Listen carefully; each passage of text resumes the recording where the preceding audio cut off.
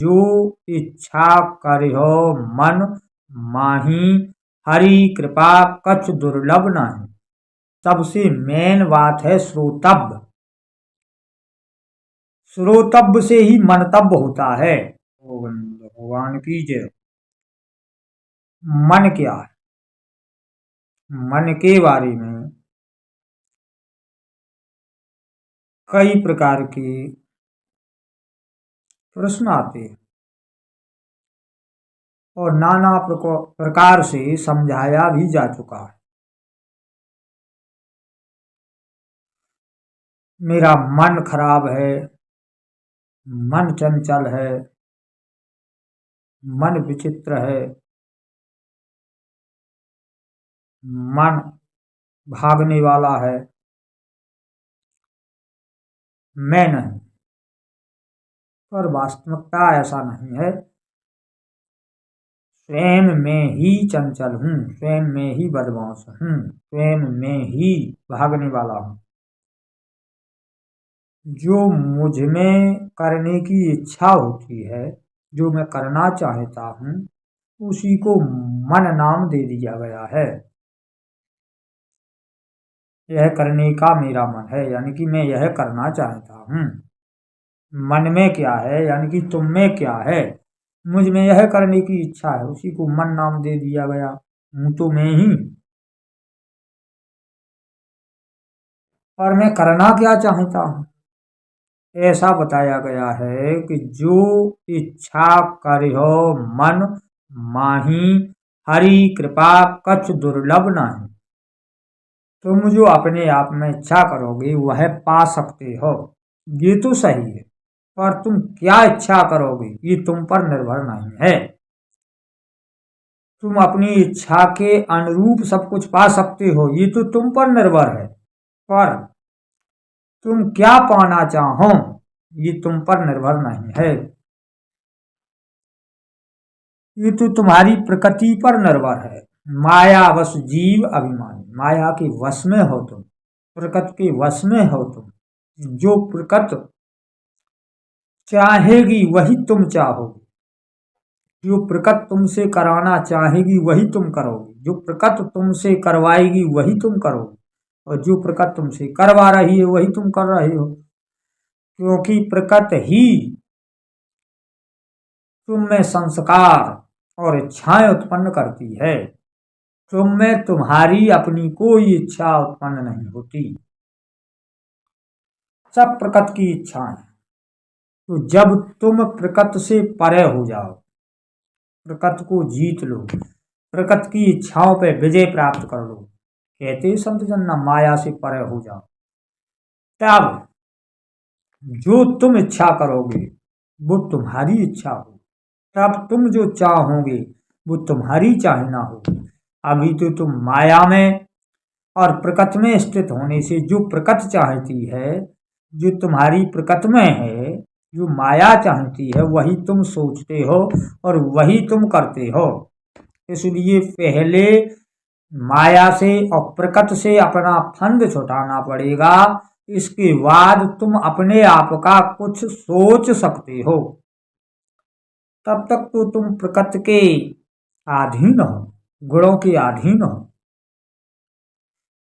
पराधीन हो और अभिमानी हो, इसीलिए जीव हो। जब तुम अपने अधीन हो जाओगे, जब तुम अपना सोचोगे, तो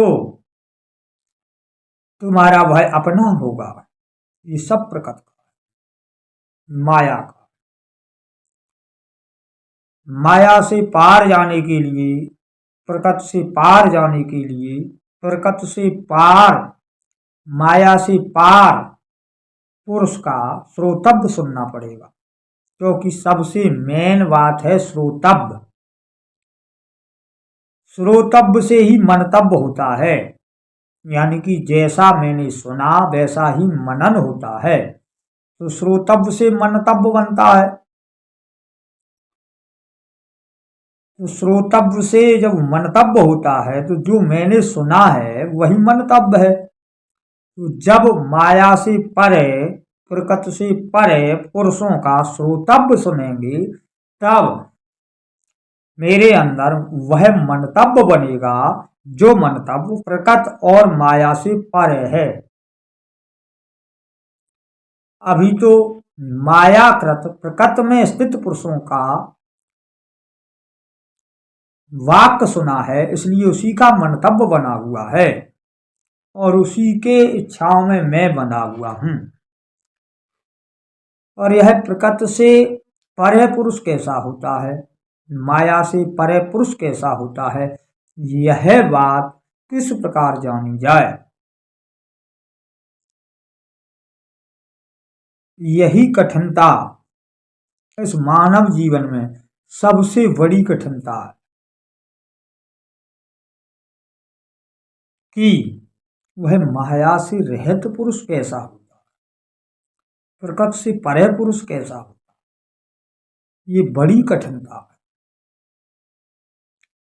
वर्णन होता है, कोई कहता है फल आहार करने वाला होता है, कोई कहता है निवस्त्र होता है, कोई कहता है भोजन न करने वाला होता है, कोई कहता है कि वो वैष्णव होता है, कोई कहता है वो सन्यासी होता है, कोई कहता है वो ब्राह्मण होता है, कोई कहता है वो नागा होता है।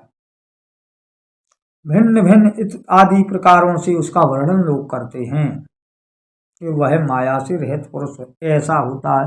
कोई कहता वह दिखाई ही नहीं देता, कोई कहता वो गांवों में नहीं रहता, कोई कहता वो कभी कभी दर्शन देता है। इस प्रकार से वाक्य आए हैं, पर ऐसा नहीं। वो नित्य प्रति दिखाई देता हो, नित्य प्रति गांव में रहता हो, पर फिर भी मैं उसे नहीं जान सकता, क्योंकि मैंने जो सुन रखा है वो सब मायाकृत व्यक्तियों के मुखार से ही सुना है कि वह ऐसा होता, वह वैसा होता है। किसी परे पुरुष के मुखार से तो सुना नहीं कि वो ऐसा होता, वो वैसा होता। इसीलिए मुझे पहचानने में कठिनता है। और जब तक हम इस प्रकृति और माया से परे नहीं हो जाएंगे, तब तक अपने वास्तविकता हित की बात सोचना मेरे बस का नहीं। मैं अपने हित की नहीं सोच सकता, अपने अनार्थ की ही सोचे चला जाता हूँ। यह हो जाए, वह हो जाए, ऐसा हो जाए, वैसा हो जाए, इसी में मेरा जीवन समाप्त हो जाता है। वास्तव में जो मुझे सोचना चाहिए वह सोच मुझ में आता ही नहीं, सोच कर भी नहीं सोच पाता कि मुझे क्या सोचना चाहिए। पर यहाँ एक पहचान बताते हैं कि माया से प्रकृति से रहित पुरुष की क्या पहचान है। माया और प्रकृति से रहित पुरुष माया और प्रकृति के स्थित वार्तालाप को सुनता नहीं है, ये उसकी पहचान है। वो सुनता नहीं है, सुन करके भी सुनता नहीं है, और जब सुनता नहीं है तो मनन नहीं करता और बोलता भी नहीं है। ये उसकी पहचान है। तो ध्यान से गौर से समझो कि कौन पुरुष ऐसा है जो मायाकृत बातों को सुनता नहीं है, जो प्रकृति में स्थित पुरुषों के वाक्यों को सुनता नहीं है, मनन नहीं करता और बोलता नहीं। वही उसकी पहचान है। ना वो कहीं गायब हो जाने वाली उसकी पहचान है, ना कहीं वस्त्र त्यागने वाली कोई पहचान है, ना कोई पत्ती और फल आदि खाने वाली उसकी कोई पहचान है, ना कोई छल छंद और मंत्र जंत्र जानने वाली उसकी कोई पहचान है। उसकी मात्र यही पहचान है कि वो माया और प्रकृति की स्थित वाक्यों को सुनता नहीं है, मनन नहीं करता और बोलता नहीं है। ऐसे पुरुष की पहचान कर उसके मुखार से सुनिए कि वास्तव में मेरा हित किसमें है, मैं क्या सोचूं, मुझे क्या सोचना चाहिए। तब तुम इस माया प्रकृति को जीत सकते हो और इसे जीत करके अपने बारे में सोच सकते हो। तब उस परमार्थ तत्व को जान सकते हो जिसे परमेश्वर कहते हैं, जिसे सर्वात्मा कहते हैं, जिसे विश्वात्मा कहते हैं, जिसे सर्वज्ञ सार कहते हैं। बोलो गोविंद भगवान की जय। जय जय श्री राधे श्याम।